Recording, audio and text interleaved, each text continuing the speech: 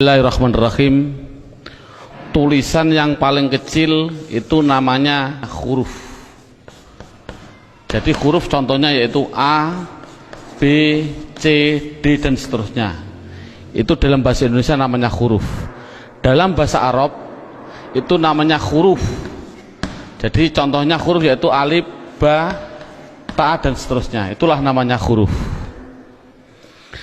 Kemudian di atas huruf yang kedua itu ada yang namanya dalam bahasa Indonesia namanya kata.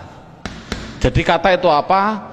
Kata susunan dari beberapa huruf yang mempunyai arti. Contoh, ada huruf S, A, Y, A, saya jadikan satu, itulah namanya kata. Ada M, ada A, ada K, ada A, ada N, saya jadikan satu, namanya kata. Ada R, ada O, ada T, ada I, namanya roti, itu namanya kata. Dalam bahasa Arab itu namanya kalimah. Jadi kalimah yaitu contohnya ana, kumpulnya hamzah, nun, alif, itu namanya kalimah. Akulu, itu namanya kalimah. Al-khubza, itu namanya kalimah. Jadi persatu-satuannya itu namanya kalimah. Di atas kata dalam bahasa Indonesia itu ada yang namanya kalimat. Jadi kalimat itu apa? Susunan dari huruf ini dijadikan satu. Saya makan roti dijadikan satu, itu namanya kalimah. Kalimat. Dalam bahasa Arab itu ada yang mengatakan kalam, ada yang mengatakan kalim, ada yang mengatakan kaul, terserah.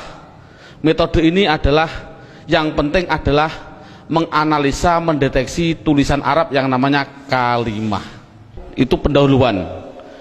Sekarang dalam buku ini, metode ini ada beberapa bentuk. Yang pertama menggunakan yang namanya buku panduan, dan yang kedua harus menggunakan silabus, yaitu urut-urutan metode belajar mengajarnya seperti ini. Sekarang setelah anak sudah mengetahui bentuk tulisan, sekarang naik yang poin yang inti, yaitu dalam buku buka halaman 1 yang judulnya yaitu kalimah.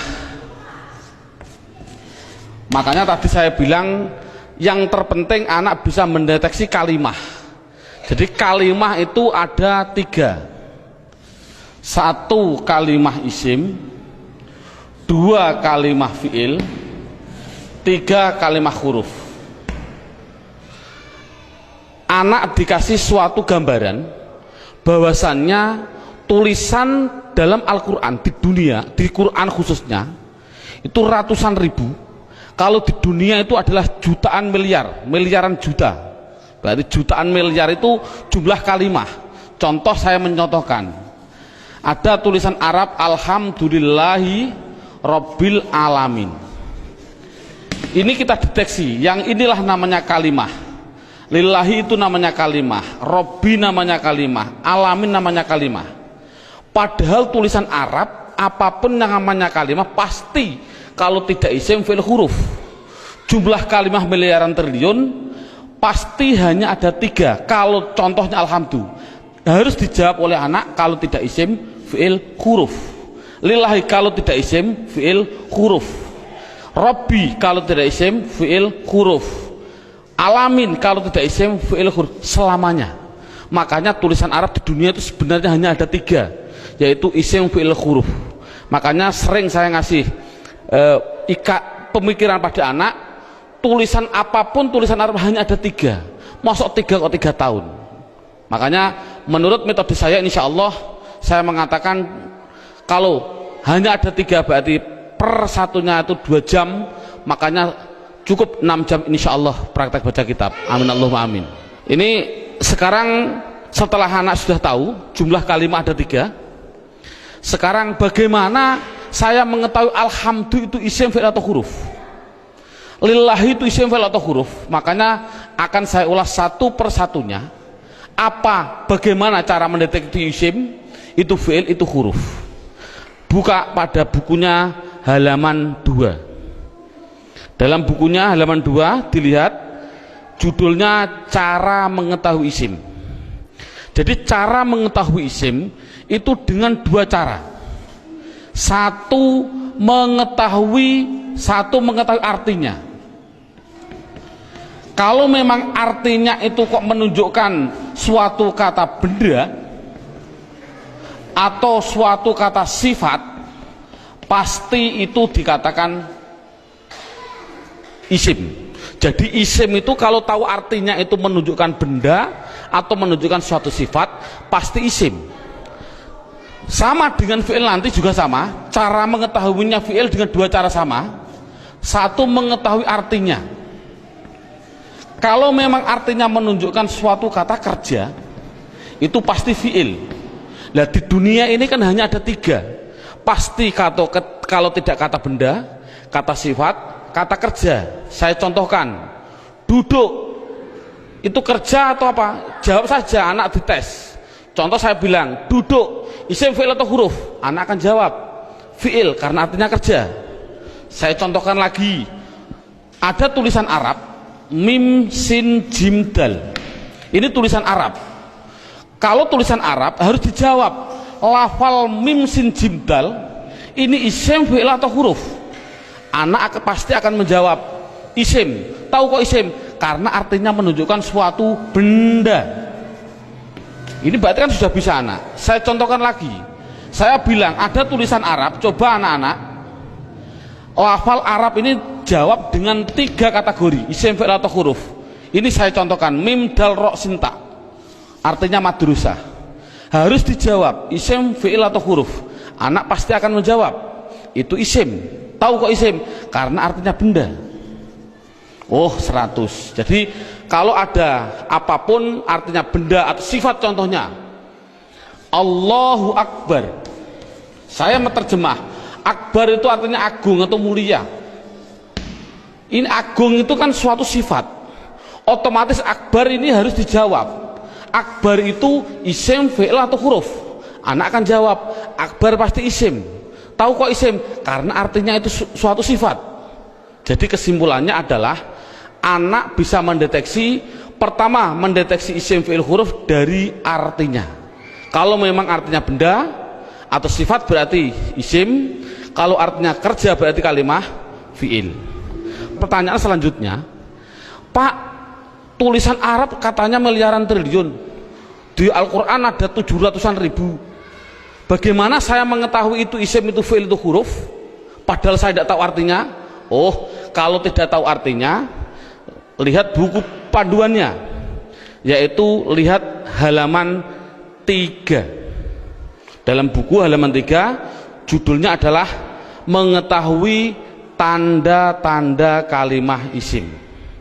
1, kalau tidak tahu artinya, 1 harus mengetahui tanda-tandanya. Tanda-tandanya isim. Yang dimaksud tanda-tandanya adalah tanda-tandanya isim. Apa tanda-tandanya isim?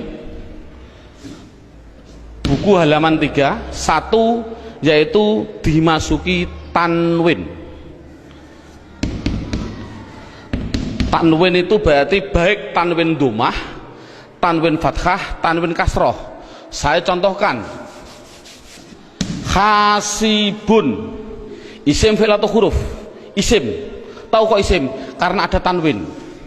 Untuk anak kecil mungkin kelas 5 diniyah, tanwin itu pasti di belakang. Tulis saja, disuruh di belakang. Bukunya tambah situ silahkan. Yang penting tanwin pasti di belakang. Baik tanwin dhammah, tanwin kasroh, tanwin fathah.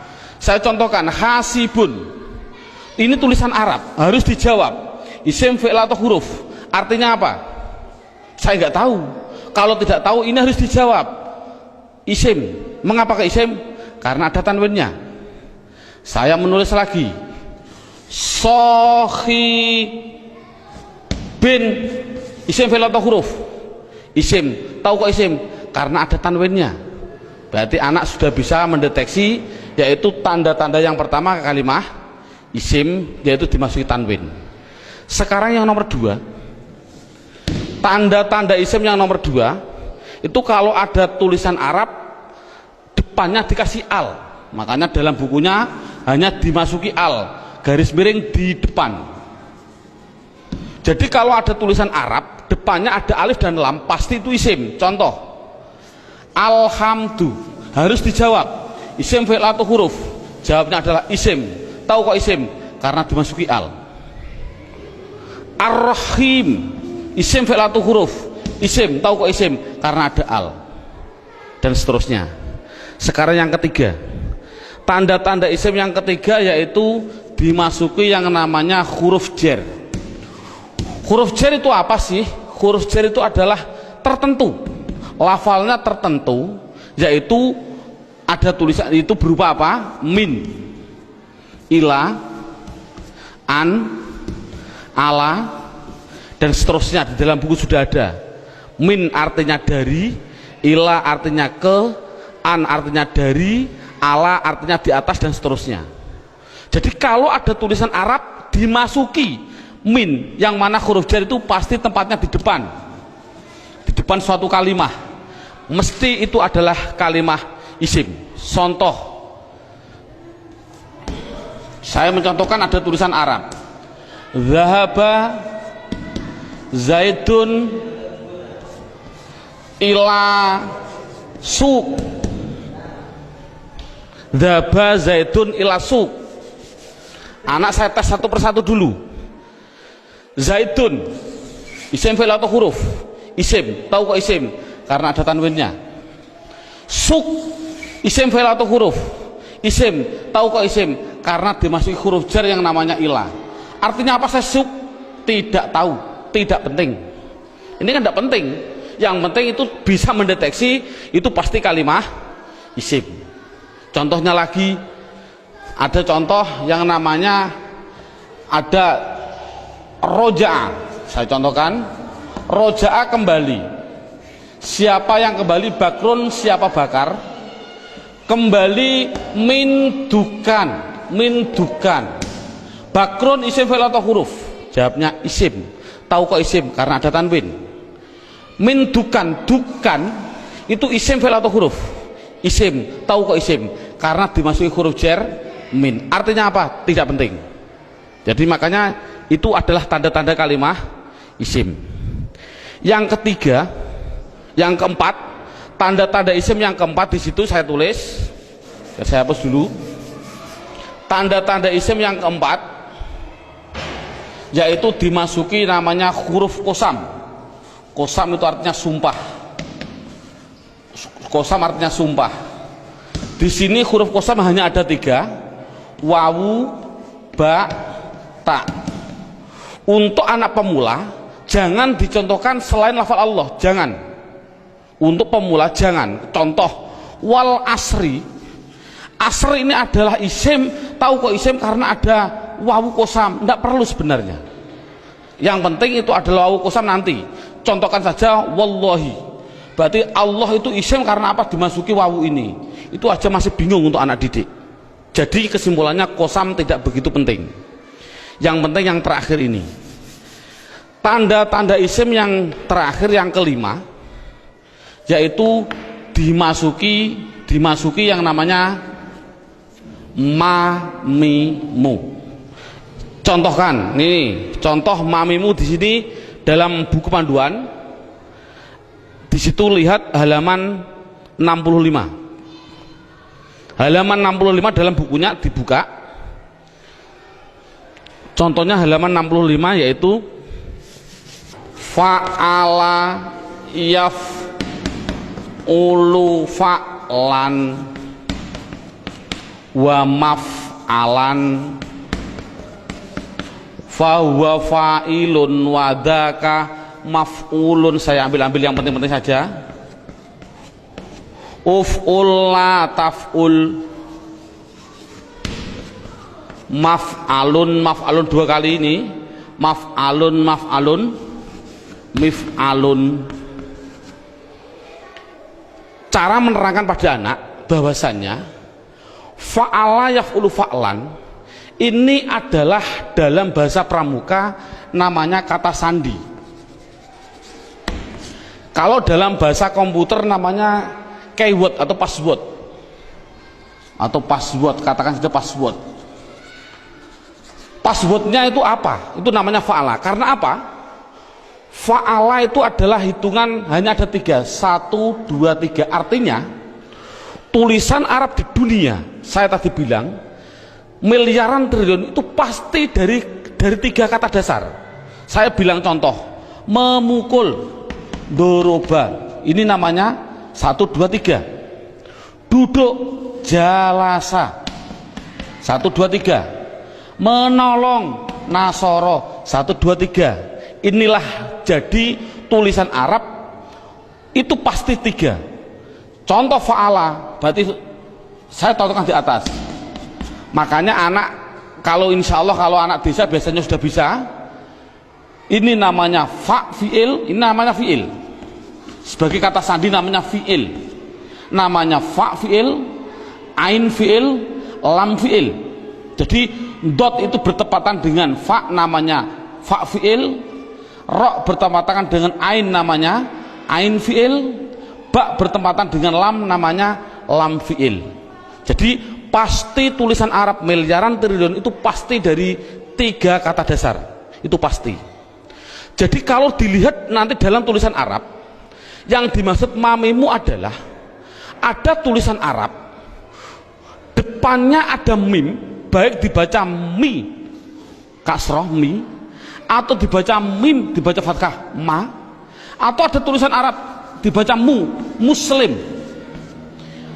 Kalau ada tulisan Arab depannya kok dikasih mim dan jumlahnya pasti 4, berarti karena 3 yang asli, mim lam sin asli, mim tambahan, lam fa, lam ain fa asli, mim tambahan. Jadi kalau ada tulisan Arab depannya ada mim, baik dibaca ma atau mi atau mu, pasti itu kalimat isim. Contoh, muslim, isim fi'il atau huruf? Jawabnya adalah isim. Tahu kok isim? Karena dimasuki mu. Saya menulis.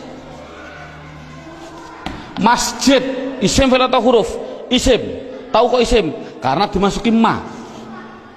Dan seterusnya. Saya bilang madrasah, isim fi'il atau huruf? Isim. Tahu kok isim? Karena dimasuki ma. Jadi tulisan Arab kalau ada mim dibaca baik fathah, kasroh, dumah, itu pasti kalimah isim. Sekarang saya tambah sedikit suatu pengenalan. Kalau ada tulisan Arab,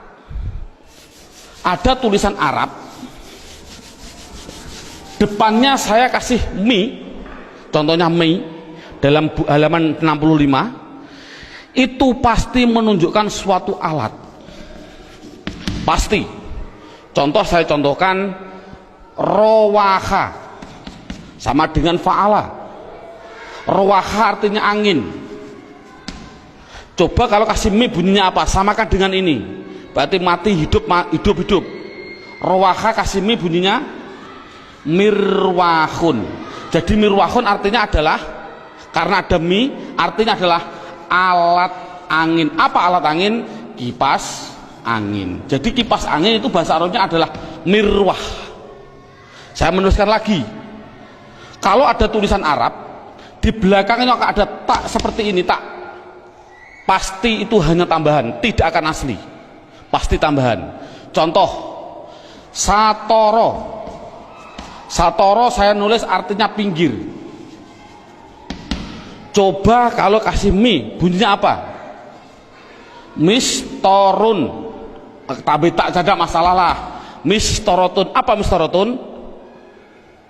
Penggaris salah. Yang betul adalah alat pinggir, yaitu penggaris sama. Jadi kan sama tujuannya, semuanya. Kalau ada tulisan Arab depannya dikasih ma, ada arti 2, yaitu mengartikan 2. Namanya menunjukkan suatu tempat atau suatu waktu, menunjukkan waktu. Tinggal pilih kondisional. Untuk guru tolong hanya sebutkan saja pasti maf'a, karena nanti dalam pendalaman ada yang namanya maf'i ada, tapi tidak perlu dicontohkan pada murid. Yang penting adalah maf'a. Kalau ada lafal maf'a, pasti tinggal pilih menunjukkan tempat atau waktu. Contoh, Darosa belajar. Coba kalau kasih ma bunyinya apa? Madrosun. Kasih tak aja lah, tidak masalah lah. Apa namanya? Madrosatun. Darosa belajar. Kalau madrosatun artinya apa? Sekolahan, jangan sekolahan. Artinya itu tempat belajar, yaitu sekolahan, sama. Semuanya seperti itu semua. Kataba menulis. Coba kalau kasih ma bunyinya apa? Maktabun. Apa maktabun? Maktabun artinya tempat menulis. Apa? Meja tulis. Jadi meja tulis bahasa Arabnya maktab dan lain sebagainya. Ada yang mengatakan tempat nulis itu adalah kantor, boleh. Jadi maktabun kantor, boleh, karena memang kantor itu untuk tempat menulis juga, dan seterusnya. Setelah itu yang penting anak bisa mendeteksi kalimat isim. Ini alhamdulillah cukup sampai ini. Minimal anak bisa mendeteksi media harokat pasti isim. Karena apa? Kita semua bisa melihat yang namanya isim di media harokat itu pasti ada tanda-tandanya itu semua, kecuali satu yang namanya mudhof. Ini murid tidak perlu diterangkan, ini khusus spesial guru, karena semua media harokat bisa dideteksi itu isim. Saya bisa mendeteksi kecuali satu, apa yang namanya mudhof. Berarti mudhof, apa mudhof itu nanti tidak perlu kita terangkan pada anak.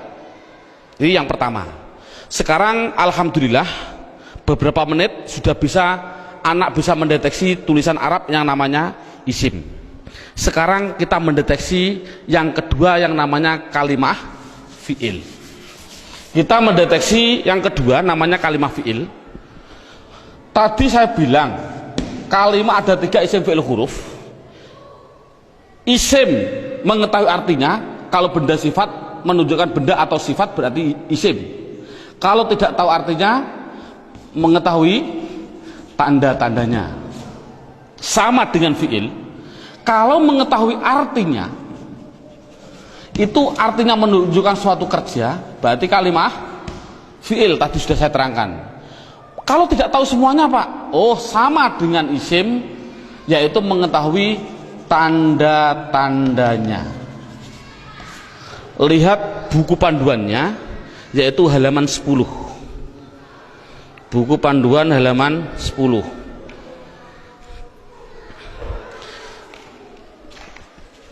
Tanda-tanda kalimah isim. 1 dimasuki kot. Di situ saya 1 dimasuki kot. Dimasuki kot. Saya menulis, biar anak, karena anak kecil mungkin biar jelas, saya suruh di depan. Tempatnya itu di depan. Jadi kalau ada tulisan Arab kok ada depannya ada lafal kot, pasti setelahnya itu fi'il. Contoh, saya mencontohkan Allahu Akbar, Allahu Akbar, qad qomatis sholah, qad qomatis sholah. Ini adalah lafal kot.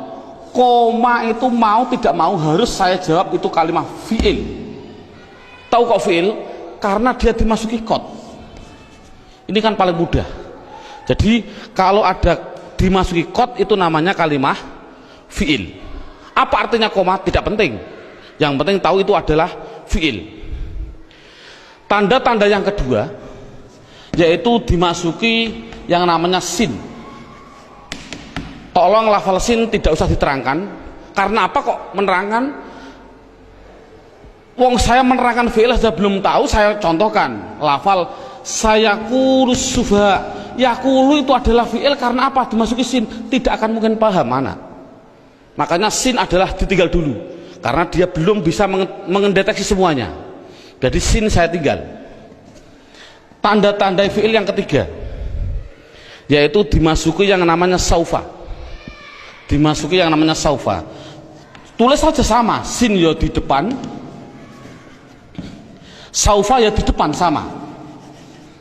Contoh yang biasa yang sering didengarkan oleh anak, contoh saya bilang kala saufata lamun, tak lamun itu pasti saya mengatakan fi'il. Karena apa? Karena dimasuki saufa. Artinya apa? Tidak penting, karena sudah tahu itu artinya saufa. Saufa itu masuk pada kalimat tadi mesti kalimat fi'il. Ini paling mudah. Yang terakhir tanda-tanda fiil yaitu dimasuki yang namanya taknis. Saya suruh menambahi pada anak. Taknis itu saya bilang, saya tulis di belakang, tempatnya itu di belakang, dan berupa tak seperti ini yang mati. Orang Jawa bilang tak perahu lah. Jadi tak perahu. Nek ono tak perahu seperti itu pasti itu namanya kalimah fiil. Contohnya ini. Qad qomat as-shalah, aslinya itu adalah koma, itu fiil dengan dua tanda-tanda. Satu dimasuki qad, dua dimasuki ini tak, ini di belakang masuk pada kalimat ini. Jadi ada dua tanda-tanda. Coba sholat, isim fi'il atau huruf? Isim. Tahu kok isim? Karena ada al. Oh mudah. Namun sekali lagi ini mulai metode saya adalah nanti menggunakan yang namanya metode hantu. Ini contohnya. Al ini adalah alif dan lam. Yang namanya alif itu pasti mati. Yang namanya alif pasti mati. Ada mati ketemu mati, itu namanya hantu. Saya tulis mati ketemu mati namanya apa? Hantu. Orang Arab tidak senang hantu. Akhirnya biar ini hidup, akhirnya dikasih biar berdoa. Bunyi apa? Qad qomatis shalah. Bukan qad qomat shalah lagi, tapi qad qomatis shalah. Saya contohkan lagi. Lafal min ketemu masjid. Bunyinya apa? Min al masjid, tidak boleh karena ini ada alif mati ketemu mati namanya hantu, tidak boleh, harus dihidupkan biar berdoa, bunyinya minal masjidi. Contoh lagi, an ketemu madrasah, bunyinya apa? Anil. Kok bisa anil? Oh karena ada mati ketemu mati namanya hantu. Ini sekali lagi orang Arab itu tidak senang atas hantu. Kesimpulannya adalah berapa menit mulai pertama dan sekarang ini anak sudah bisa mendeteksi media harokat yang namanya isim dan fiil. Alhamdulillah dengan beberapa menit anak sudah bisa mendeteksi namanya media harokat isim atau fiil. Karena apa? Huruf itu hanya huruf jar. Katakan saja huruf jar. Ada huruf li taukid dan sebagainya, itu tidak penting. Berarti kalau huruf jar itu tertentu tadi hanya min ila ada berapa 9. Selain itu tulisan Arab pasti hanya isim dan fiil. Anak sudah bisa mendeteksi kecuali tadi mudhof. Alhamdulillah. Sekarang kita naik poin yang keempat. Poin yang keempat yaitu lihat buku halaman pertama. Dalam halaman pertama terlihat kalimah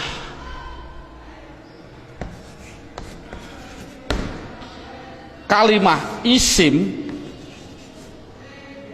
fiil, huruf. Ini ada gambar kalimah pasti butuh kepada yang namanya ini garis horizontal namanya perlu. Dalam bahasa Indonesia namanya perlu, bahasa Indonesianya orang Jawa namanya butuh. Butuh itu kemarin saya dari Sumatera, butuh itu artinya sama seperti di orang Kalimantan zakar. Naudzubillah, mohon maaf sekali bahasa kasar perlu. Berarti kalimah itu pasti memerlukan yang namanya i'rab. Halaman pertama dilihat i'rab itu ada 4. Satu namanya i'rab rofa, 2 namanya i'rab nasab, 3 namanya i'rab jar, yang keempat yaitu namanya i'rab jazm. Jadi kalimah itu pasti memerlukan yang namanya i'rab. Padahal i'rab ada 4, rofa, nasab, jar, jazm.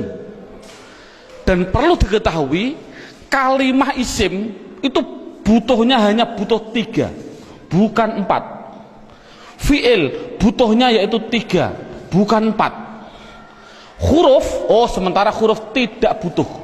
Jadi yang butuh i'rab itu yaitu khusus yang namanya kalimah isim dan kalimah fiil. Apa i'rab itu nanti saya terangkan. Yang penting isim itu butuh 3. Apa namanya? Dan perlu ditulis dulu. Anak harus digaris bawahi. Rofa pasti domah, dibilang pasti.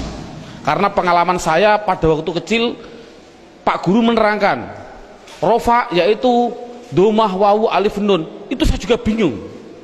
Makanya saya melihat dalam jurumiyah ada namanya alamat asli, menunjukkan bahwasanya anak, saya punya insting, oh berarti mengapa musonaf kok mengatakan asli domah, inilah mungkin metode saya harus mengikuti seperti ini. Jadi setiap anak pastikan yang namanya rofa pasti domah, yang namanya nasab pasti fathah, yang namanya jer pasti kasroh, yang namanya jazm pasti sukun. Dipastikan dulu. Jadi kalau sekarang kita lanjutkan, yang butuh i'rab itu adalah isim butuh 3. Apa-apa? Isim butuhnya yaitu rofa, nasab, jer. Ini kebutuhan isim. Jadi isim butuhnya hanya 3: rofa, domah, nasab, fathah, jer, kasroh. Tidak butuh kepada jazm, tidak butuh. Ini penting. Adapun yang fiil butuh 3. Fiil butuh 3. Apa-apa? Rofa, nasab, dan jazm. Tidak butuh kepada yang namanya jer. Ini anak harus tidak perlulah kita terlalu ngasih pertanyaan terbulak-balik. Contoh, isim i'rab apa yang khusus masuk pada fiil, i'rab apa yang tidak boleh masuk pada fiil, tidak perlulah. Yang penting minimal pertama kali tolong ditekankan isim. Fiil aja tidak penting, nanti dulu. Yang penting kalau bilang isim pasti punya namanya rofa domah, nasab fathah, jer kasroh. Itu isim dulu, matangkan isim. Fiil tidak perlu ditanya dulu. Jadi sekarang pertanyaannya, apa sih yang dinamakan rofa domah? Rofa itu adalah i'rab. I'rab itu apa? I'rab adalah perubahan pada akhir kalimat atau kata, akhir kata atau kalimah dalam bahasa Arabnya tadi. Jadi kalau ada tulisan Arab, perubahan belakang itulah namanya i'rab. Contoh saya bilang, ada tulisan Arab min sim jim dal, belakangnya itu, kalau ini kan kata benda, ini kan orang tahu kata benda. Kalau benda berarti kalimah isim. Kalau isim harus dijawab, pasti butuh perubahan belakang. Kalau dia rofa ya pasti dun. Apa rofa itu nanti? Pasti dun. Kalau dia nasab berarti pasti dan. Kalau dia jer berarti din. Makanya saya tadi bilang, yang namanya i'rab, khususnya ini, i'rab itu sama dengan nahwu. Contohnya lafal ini, dun dan din, inilah belakang, ini namanya nahwu. Adapun depan ada tulisan mim sim jim dal, bacanya apa? Masjid. Mengapa kok dibaca masjid? Mbok dibaca misjid saja.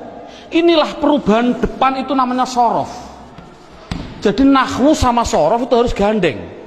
Mengapa terjadi sekarang ini guru nahwu, guru sorof sudah berlainan, itu sudah jauh, akan bertemu juga sulit.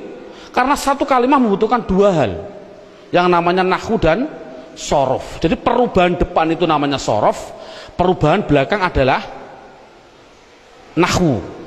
Jadi kesimpulannya lagi, ada kesimpulan ini, tolong nanti anak-anak harus dipahami. Yang namanya isim, yang namanya, saya ini kesimpulan, isim pasti butuh 2 hal belakangnya.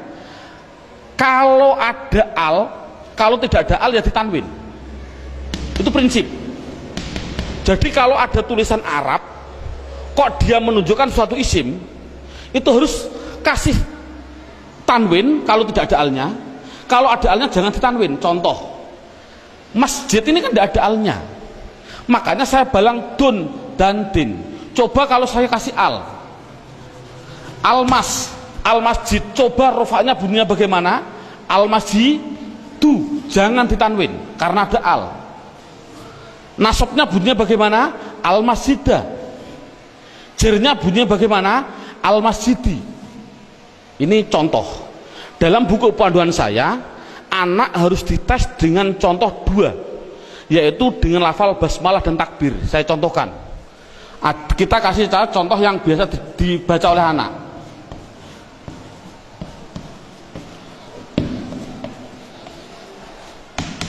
Dideteksi dulu isim fi'ilnya.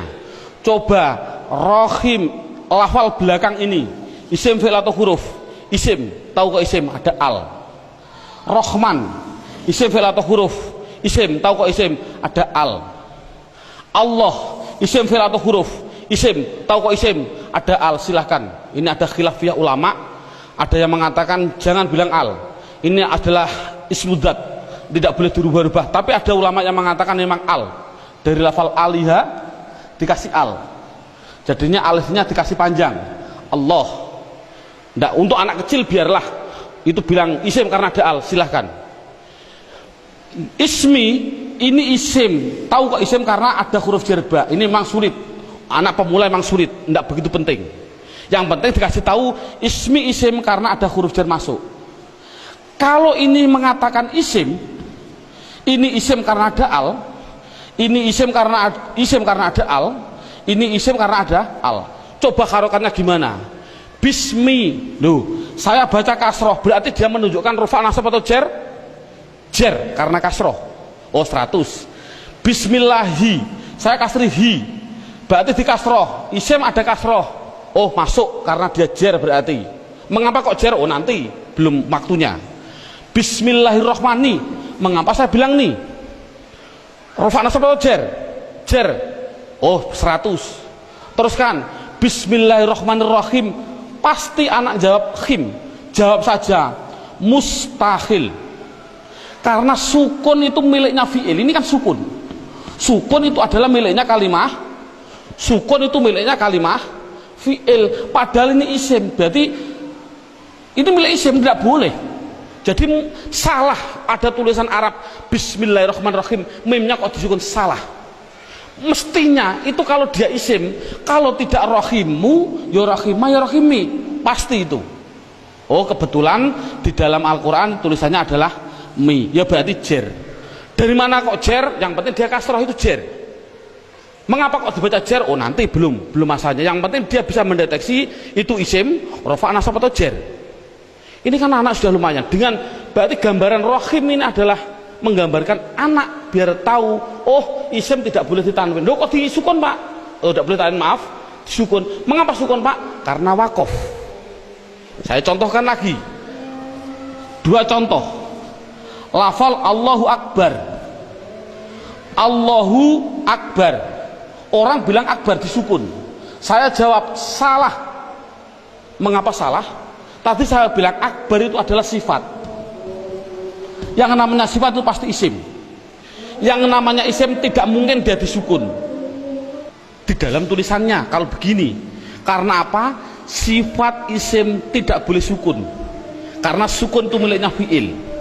Kalau isim itu pasti kalau tidak ru ya ro ya ri. Mengapa tidak ditanwin? Nanti. Yang jelas ini contoh Allahu Akbar. Allah isim, tahu kok isim ada al. Rufa nasab atau jer? Rufa, tahu kok rufa karena dumah. Akbar yang betul adalah akbaru. Jadi mengapa kok dibilang bar? Karena wakof. Kalau nulis adalah ru yang betul. Makanya sering saya kasih pertanyaan, bagaimana hukumnya ada orang sholat bilang Allahu Akbaru, sah nggak? Jawabnya adalah sah karena nakunya seperti itu. Namun yang terbaik memang adalah wakof. Seperti ini. Bismillahirrahmanirrahim karena wakof. Jadi intinya adalah yang namanya i'rab ada 4 rofa nasab jar jazm. Khusus kita tekankan pada isim. Yang namanya isim belakangnya pasti rofa dumah, nasab fathah, jar kasroh. Itu kesimpulannya. Sekarang silabusnya poin yang kelima, judulnya yaitu pendalaman isim. Buka halaman 1. sama halaman 1, yaitu lihat halaman 1, isim dibagi 2. Ada yang namanya isim mabni, ada yang namanya isim mu'rab. Sekali lagi, isim mabni dan isim mu'rab dibagi dulu. Apa yang namanya isim mabni? Dalam buku halaman 2 ada. Mabni itu adalah, mabni itu apa? Mabni adalah harokat belakang, harokat belakang itu tetap. Saya tulis tetap. Itulah namanya mabni. Jadi mabni itu apa? Mabni harokat belakang tetap. Mu'rab itu apa? Mu'rab yaitu harokat belakang berubah-ubah. Harokat belakang berubah-ubah. Jadi itu kesimpulannya. Jadi isim harus dibagi 2, isim mabni dan isim mu'rab. Isim mabni belakangnya tetap, isim mu'rab belakangnya berubah-ubah. Isim mabni sekarang diperinci satu persatu. Dalam silabus ada isim mabni, yaitu satu namanya isim domir. Saya tulis satu namanya isim domir. Tolong dalam hal ini anak tidak usah diperdalami. Yang namanya pada waktu pengalaman saya dulu kecil, Pak Guru bilang domir itu ada 2, seperti contoh seperti ini.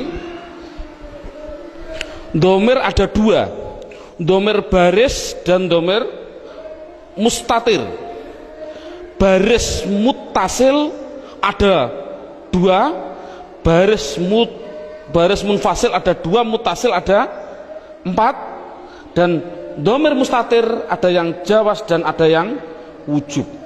Ini enggak, dulu saya suruh menghafalkan ini domir saja, itu mungkin 1 bulan. Nah, menurut saya kita ambil yang pokok dulu. Dengan metode ini adalah metode saya bilang domir yang berupa domir baris munfasil rufa, yaitu pendalamannya dalam buku. Lihat halaman buku yaitu dilihat halaman 4. Halaman 4 dilihat judulnya isim domir. Di situ saya tulis yaitu lafal huwa, huma, hum, ya, huma, hunna, anta, antuma, antum, anti, antuma, antunna. Yang terakhir ana, nahnu. Jadi jumlahnya 14. 1, 2, 3, 6, 9, 12, 14, 13, 14. Jadi jumlahnya saya bilang isim domir adalah jumlahnya 14. Contohnya huwa, hum. Yang namanya domir itu adalah kata ganti. Dalam buku huwa itu kata ganti dari siapa? Kata ganti dari dia. Dia siapa? Dia laki-laki 1. Ini yang namanya goib. Jadi kesimpulannya huma kata ganti dari siapa? Dia laki-laki 2 yang goib. Hum kata ganti dari apa? Mereka atau mereka. Siapa mereka? Laki-laki 3 ke atas yang goib. Jadi kesimpulannya ini adalah namanya laki-laki. Ini berarti 1, 2, 3 ke atas ini perempuan. Tapi ini adalah semuanya adalah goib. Sekali lagi ini adalah goib. Berarti dia perempuan 1 goibah atau goib, goibah. Huma 2 perempuan goibah. Huna 3 ke atas perempuan goibah. Jadi inti kesimpulannya adalah 3 ini laki-laki, 3 ini perempuan yang semuanya adalah katakan goib. Anta Kata ganti siapa? Dari kamu. Kamu siapa? Kamu laki-laki satu yang hadir. Saya simpulkan, intinya ini adalah laki-laki yang anti antuma antuna, saya simpulkan perempuan, namun dua-duanya ini namanya hadir. Namanya hadir. Ana artinya saya, nahnu artinya kita. Penjelasannya, mengapa domir dikatakan mabni? Ini anak dijelaskan dengan dua pendekatan. Contoh lafal huwa. Huwa itu kata ganti siapa? Dari dia. Dia satu, orang laki-laki satu, orang Inggris. Kata gantinya juga dia, tetap inilah akhirnya wa, selamanya akhirnya dibaca wa. Makanya dikatakan mabni adalah belakangnya tetap, yaitu tetap dibaca fathah. Dia orang Amerika, ya sama tetap wa. Orang Indonesia, ya tetap wa. Jangan mentang-mentang orang Indonesianya orang pendek-pendek terus dibilang wi. Kalau orang Arab orangnya tinggi-tinggi wu, ndak boleh. Kesimpulannya adalah selamanya pasti akhirnya tetap berupa yang namanya wa. Itu pendekatan secara logika. Pendekatan secara nahwiyah walaupun salah, karena walaupun salah, contoh huwa dia dibaca rofa ya tetap huwa. Dia karena isim kan dibaca nasab ya tetap huwa. Dibaca jar ya tetap huwa. Sekali lagi untuk seorang guru, cara menerangkan seperti ini walaupun salah, kan tidak mungkin huwa itu adalah domir rofa, kok bisa nasab. Itu contoh seorang guru, ini penting untuk seorang guru. Ngomong ini permasalahannya, pengalaman saya keliling, pertanyaan saya itu rata-rata di dalam hal gaib dan hadir. Saya bilang, apa sih artinya gaib dan apa sih artinya hadir? Rata-rata orang mikir gaib adalah tidak ada orangnya, hadir adalah ada orangnya, padahal salah. Pengertian gaib adalah tidak diajak bicara walaupun ada di sampingnya. Samping saya ada namanya Zaid. Ada orang tanya, Pak Zaid mau ke Semarang kok, bilang pada saya, padahal di samping saya ada Zaid. Ini namanya hadir atau gaib? Gaib, karena orangnya bicara sama saya, bukan pada Zaid. Jadi kata gantinya pada Zaid adalah wa. Ini menunjukkan artinya gaib, yaitu jangan diartikan tidak ada orangnya, diartikan apa? Tidak diajak bicara. Kalau hadir ya berarti diajak bicara. Itu kesimpulannya adalah mabni harokat belakangnya tetap selamanya. Contoh mereka selamanya mesti hum, disukun selamanya. Jadi saya tulis di situ pertama isim domir mabni jumlahnya adalah 14. Buka seterusnya bukunya halaman 5. Yang kedua, mabni yang kedua yaitu yang namanya di situ saya tulis isim isyarah. Isim isyarah tidak perlu kita terlalu banyak mencontohkan. Isim isyarah itu kita contohkan hanya yang mudah-mudah saja. Contoh isim isyarah ada 3. Ada yang namanya qorib, ada yang namanya wasit, ada yang namanya ba'id. Qorib artinya dekat, wasit artinya sedang, ba'id artinya jauh. Contoh orang bilang isyarat menunjukkan, qorib iki, orang Jawa bilang iki, kalau sedang iku, kalau jauh kai, itu orang Jawa bilang. Tapi kalau orang Sunda iya eta itu ya salah, itu milik orang Indonesia, bukan orang Sunda sebenarnya. Tapi orang Sunda tidak punya jauh, sama dengan kita. Ini ndak, masalahnya adalah contoh korib. Kalau laki-laki hadza, kalau perempuan hadhihi, dengan dua contoh saja ini. Contoh lafal hadza. Siapa ini? Selamanya dibaca dza, akhirnya dza. Walaupun yang ditanyakan seorang kiai, seorang gubernur, seorang presiden, tetap siapa ini? Man hadza, selamanya dibaca dza belakangnya.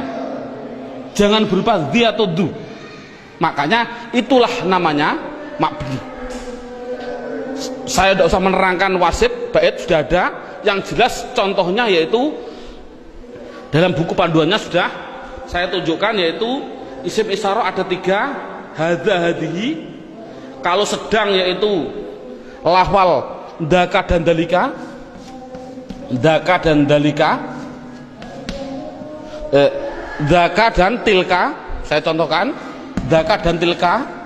Kalau jauh saya contohkan hanya 2, dalika dan ulaika. Jadi jumlahnya yaitu ada berapa? Dalika, ulaika. Jumlahnya berapa? 1, 2, 3, 4, 5, 6. Saya katakan isim isyarah jumlahnya adalah hanya 6. Walaupun nanti pendalamannya banyak. Seorang guru tolong hanya seperti itu dulu. Terusnya mabni yang ketiga yaitu yang namanya isim mausul. Buka dalam bukunya halaman yang ke isim mausul, kata sambung. Datanglah Zaid, yang mana ja'a Zaidun alladhi. Ini isim mausul itu hanya tertentu, lafalnya tertentu. Sudah dalam bukunya ada, yaitu lafal alladhi, alladina, alladhi, alladhi, alladani, alladina. Contoh saya tidak usah nulis, mohon dilihat contoh ini. Isim mausul tertentu, alladhi, alladani, alladina, allati, allatani, allati. Cukup sebutkan hanya 6 saja, yaitu biar anak hanya tahu isim mausul jumlahnya hanya ada 6. Mabni yang keempat, mabni yang keempat yaitu yang namanya isim istifham. Istifham, istifham itu pertanyaan. Di situ saya menulis, tidak usah saya tulis biar waktunya lebih singkat. Yang penting guru bisa menerangkan. Yaitu di situ saya tulis hanya man, mundu, madza, mata, ayana, aina, kaifa, anna, kam, dan ayu. Jumlahnya saya tulis itu hanya 10. Jadi istifham hanya ada 10. Yang keempat, yang ke mabni yang kelima, yaitu namanya isim syarat. Syarat itu apabila, jikalau, andai kata, itu namanya syarat. Saya tulis dalam bukunya biar lebih singkat. Lafalnya tertentu. Man, ma, mahma, mata, ayana, aina, anna, haisuma, kaifama.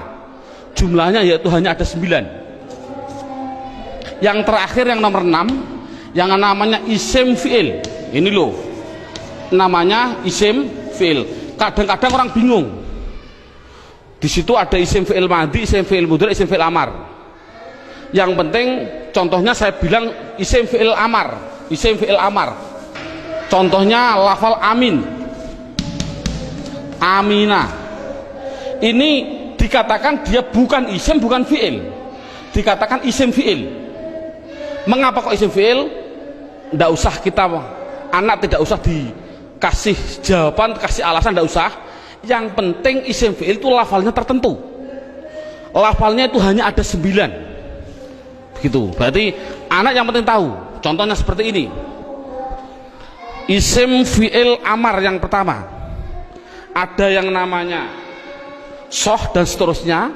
Isim fi'il madhi ada 2. Isim fi'il mudhari ada 2. Cukup 9 saja.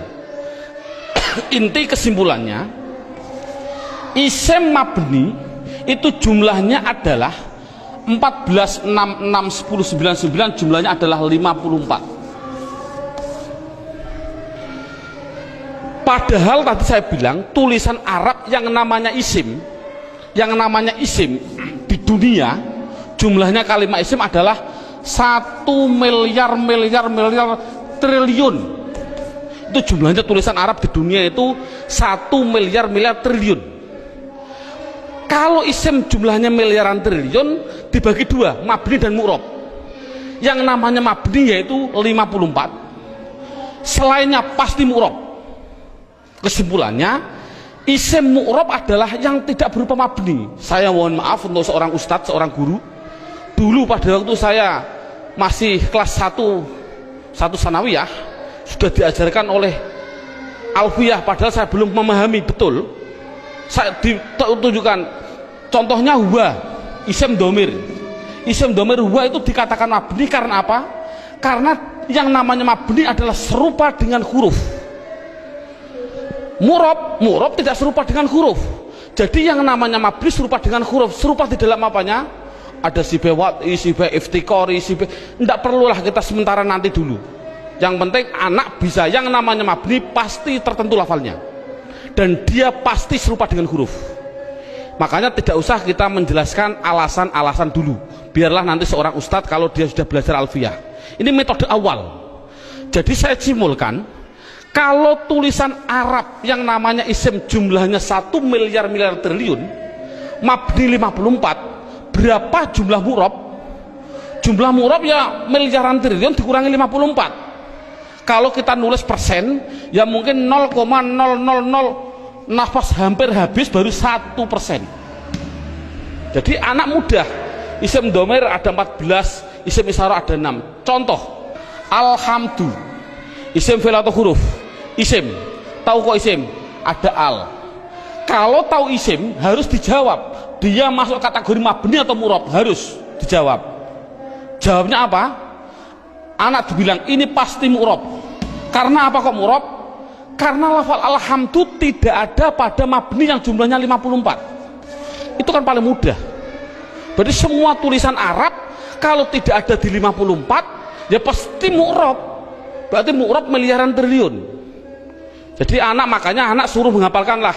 Arti tidak perlu nanti dulu. Yang penting anak bisa mendeteksi. Itu adalah mabni, jumlahnya 54, apa-apa, wa umahum dan seterusnya. Isim isyarah tak dihafal, isim mausul hafal. Selain itu pasti mu'rob.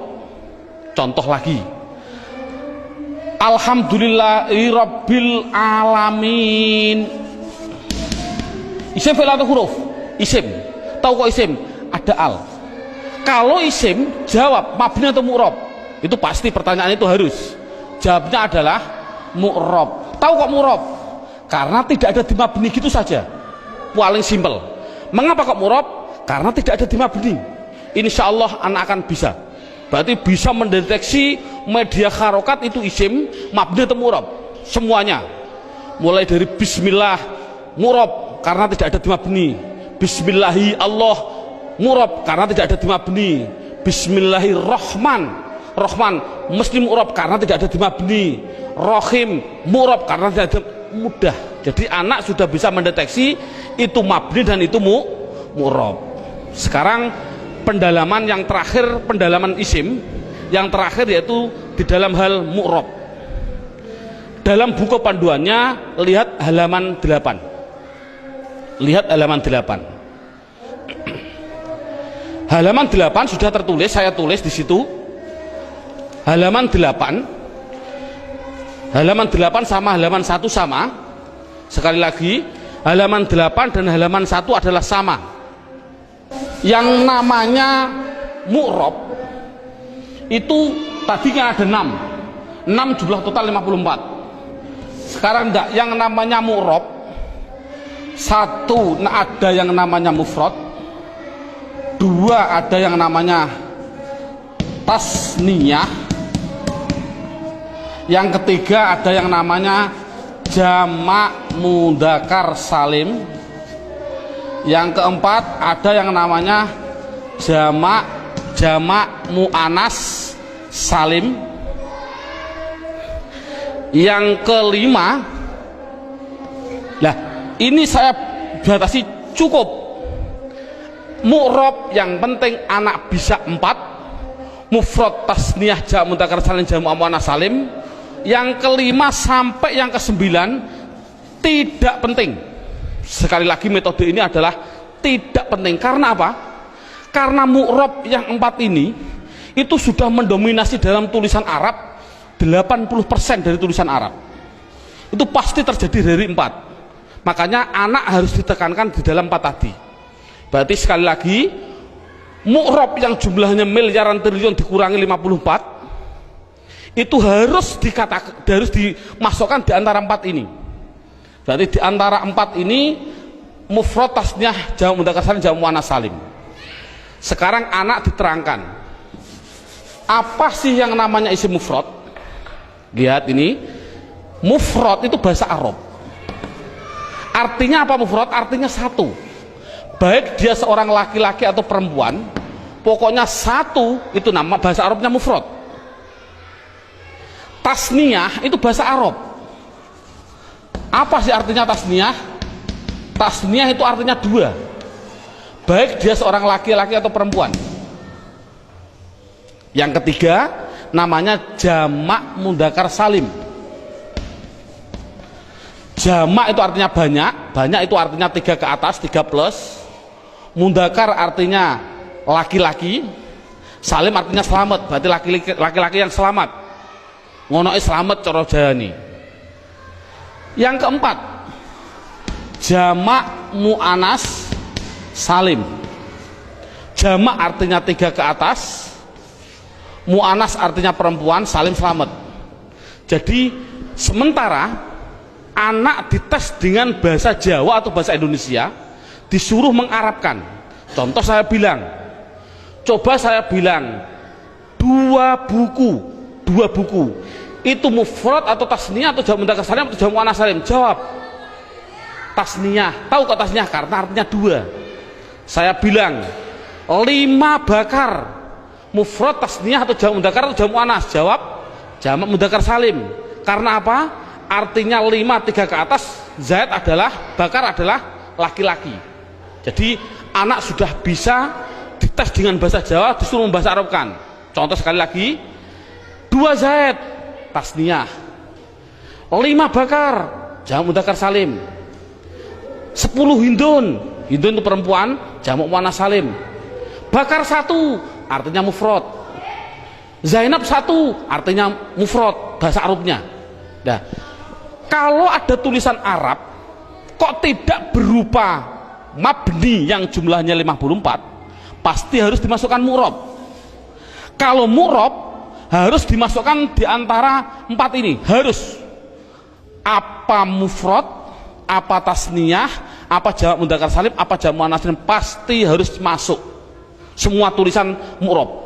Contoh, nah ini bagaimana saya mengetahui Pak tulisan Arab itu mufrad, tasniyah, jamak mudzakkar salim, jamak muannats salim? Lihat bukunya halaman 8. Kalau ada tulisan Arab,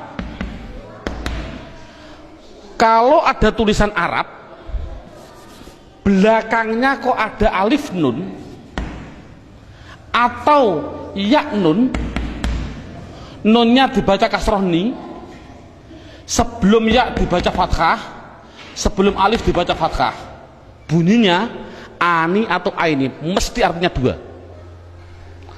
Kalau ada tulisan Arab belakangnya kok berupa wawun nun atau ya nun, nunnya tapi dibaca na, baca fathah na, sebelum ya dibaca kasroh, sebelum wawu dibaca domah. Kalau orang Jawa bilang una, ini berarti mati nih, atau ina tadi aini, mesti artinya 3 ke atas laki-laki. Kalau ada tulisan Arab belakangnya berupa alif dan tak, taknya tak perahu, sebelum alif dibaca fathah, taknya hanya 2, kalau tidak ton ya tin, itu pasti dikatakan jamak muannats salim. Kalau ada tulisan Arab belakangnya tidak ada tambahan ani, aini, una, ina, atun, atin, mesti itu isim mufrad. Jadi isim mufrad itu apa? Yaitu kalau tulisan Arab tidak ada belakangnya tidak ada tambahan. Saya contohkan, alhamdu, isim fi'il atau huruf? Isim. Tahu kok isim? Karena ada al. Pertanyaan selanjutnya, mabni atau mu'rab? Mu'rab. Tahu kok mu'rab? Karena tidak ada di mabni.